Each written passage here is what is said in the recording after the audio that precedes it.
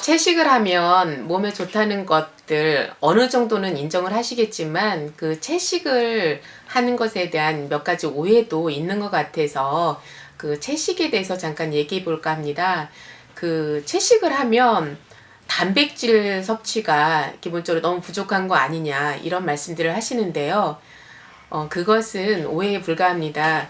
그 채식을 할때 항상 염두에 두어야 될 것은 그 단백질을 콩 종류로 많이 섭취를 하시면 절대 단백질 부족 사태는 발생하지 않습니다. 그래서 밥을 할 때도 한 20% 정도를 그 검은 콩을 많이 두어서 밥을 하시게 되면 일단 그것으로 많이 채워지게 되고요. 그 다음에 그 된장이라든지 두부, 청국장, 이런 것들에서 그 단백질 섭취가 충분히 이루어지게 되는데요. 그래서 저희 집 같은 경우는 거의 두부를 날마다 먹게 합니다. 그래서 뭐 하루는 두부를 끓는 물에 살짝 데쳐서 배추김치로 싸 먹는다든지 아니면 뭐 찌개 종류에다 청국장이라든지 이렇게 김치찌개에다 같이 넣어서 먹기도 하고요.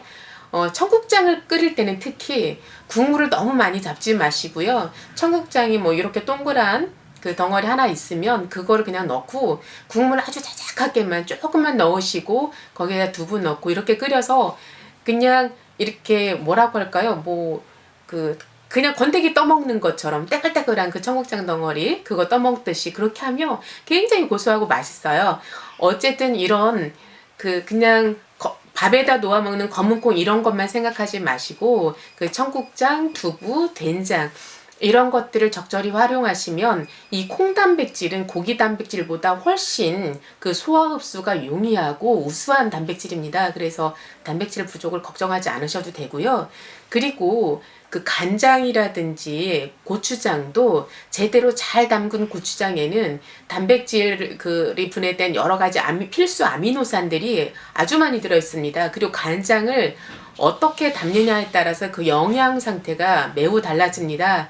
그래서 뭐 이 시점에서 제가 그 간장 담는 비법을 살짝 소개를 해드린다면 간장을 담을 때에 그 대부분은 물을 그냥 일반 물을 쓰게 되는데 저희는 어떤 유근피라든지 뭐 청중오리라든지 그리고 또 마늘에도 유황 성분이 많이 들어있고 그 몸을 따뜻하게 하면서 보양하는 성질이 많거든요.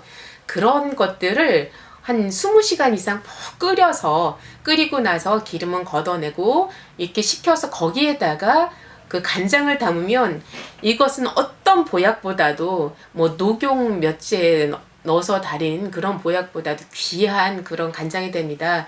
그래서 이러한 간장들, 그러니까 제가 담는 방법대로 누구나 할 수는 없을 테고요. 이런 식으로 간장을 여러분들이 이렇게 생각을 해서 좋은 간장을 담는다면 그런 간장, 그리고 고추장도 제가 저희 블로그에도 한번 올려놓은 적이 있었는데요. 그 우엉이라든지 연근가루 그리고 찹쌀가루 풀도 그냥 찹쌀가루가 아니라 뭐 바라현미 찹쌀이라든지 이런 식으로 좋은 고추장을 담는다면 이런 양념 하나하나가 그 미네랄도 골고루 들어있을 뿐더러 그 단백질이 굉장히 많이 들어있는 그런 조미료가 되게 됩니다. 그래서 그런 아까 말씀드렸던 콩, 된장, 청국장, 그 다음에 두부, 간장, 고추장 이런 것들이 마트에서 파는 것 말고 좋은 재료로 만들었을 때는 이것이면 충분히 단백질 섭취가 가능하고요.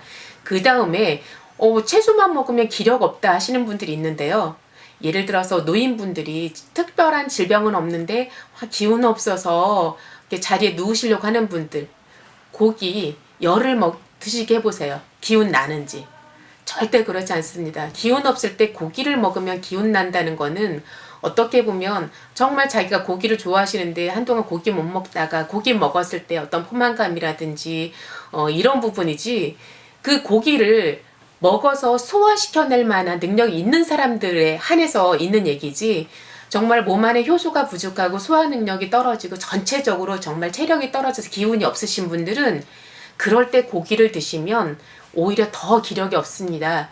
오히려 기력이 없다는 얘기는 내 몸 안에 미네랄이라든지 어떤 효소가 부족한 거기 때문에 그럴 때일수록 더 소화 흡수가 용이한 야채, 날건 야채가 소화 흡수시키기 힘들다면 그걸 스프 형태로 만든 것이라든지, 어쨌든 그럴 때일수록 그 미네랄이 더 풍부한 야채를 많이 드시는 것이 훨씬 더 기력을 보충시킬 수 있는 방법입니다.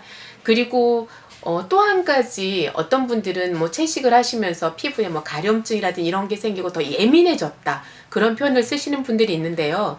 그것은 어떻게 보면 육식이라든지 인스턴트 식품이라든지 이런 것들을 많이 먹으면서 그동안 몸 안에 쌓여있던 그런 독소들이 야채식을 하면서 몸 밖으로 이제 배출되는 그런 과정 속에서 잠깐 드러나는 과정 아닐까, 저는 그렇게 생각합니다. 그래서 그런 과정들이 지나고 나면 이제 피부도 훨씬 더 좋아지고, 예민했던 그런 피부들이 이제 그 예전처럼 편안한 상태로 돌아갈 수 있을 것이라고 생각합니다.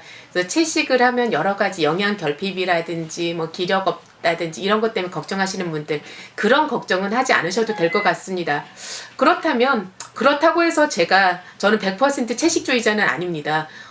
사람이 그 입을 즐겁게 하는 그런 것도 뭐 어느 정도는 인정을 하고요. 그래서 저 같은 경우는 고기도 먹습니다. 먹는데 그것을 되도록이면 그 항생제가 안 들어가는 무항생제 고기, 그리고 기름기를 배제한, 그러니까 구워서 먹거나 이런 것들보다는 그 살코기로만 삶아서, 된장이라든지 뭐 양파라든지 파를 넣고 삶아서 그런 보쌈이나 수육 형태로 해서 약간씩 먹는, 그러니까 일주일에 한 번이나 두 번을 넘어가지 않는 범위 내에서 먹는 정도로만 먹습니다. 어쨌든 채식에 대한 여러 가지 그 오해, 이런 것들은 가지지 마시고요. 채식하시는 분들 전혀 영양상의 문제 없으니까 열심히 하시고 건강해지십시오.